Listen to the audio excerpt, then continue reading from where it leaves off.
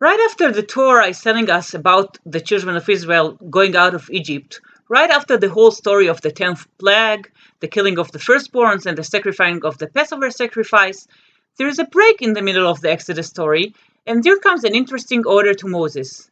Sanctify unto me all the firstborn, whatsoever openeth the womb among the children of Israel, both of man and of beast, it is mine.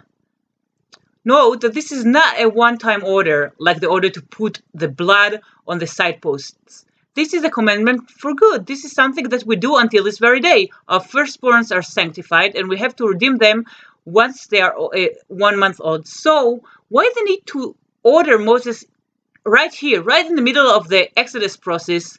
Why are they getting a commandment forever? What is the connection to the Exodus story? So the Torah answers it right away. It tells us when your son will come and ask you, why are you doing that? Then you will answer him, quote, and it came to pass, when Pharaoh would hardly let us go, that the Lord slew all the firstborns in the land of Egypt, both the firstborn of man and the firstborn of beast. Therefore I sacrifice to the Lord all that openeth the womb, being males, but all the firstborn of my sons I redeem. So here we get the answer. Hashem saved us from the same fate of the Egyptians, of the one that the Egyptians experienced. Therefore, until this very day, our firstborns are sanctified. There's a motive of gratitude here, a motive that goes on since the beginning of the book of Exodus. When the daughters of Jethro came home too early and he asked what happened, they answer, an Egyptian man saved us. What is the point of telling he was an Egyptian man? So simply, they saw he was dressed up like an Egyptian, and they figured out he was Egyptian, and this is what they tell their father.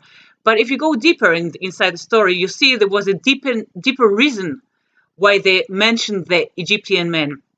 The reason Moses had to go to Midian at first place was because he killed an Egyptian that tortured his fellow brothers. He had to flee. He was afraid that he would be killed. He had to flee. And when he fled, he came to Midian. The daughters of Jethro tells him, that Egyptian man that Moses killed, he is the reason why Moses is here. So we are grateful to him too.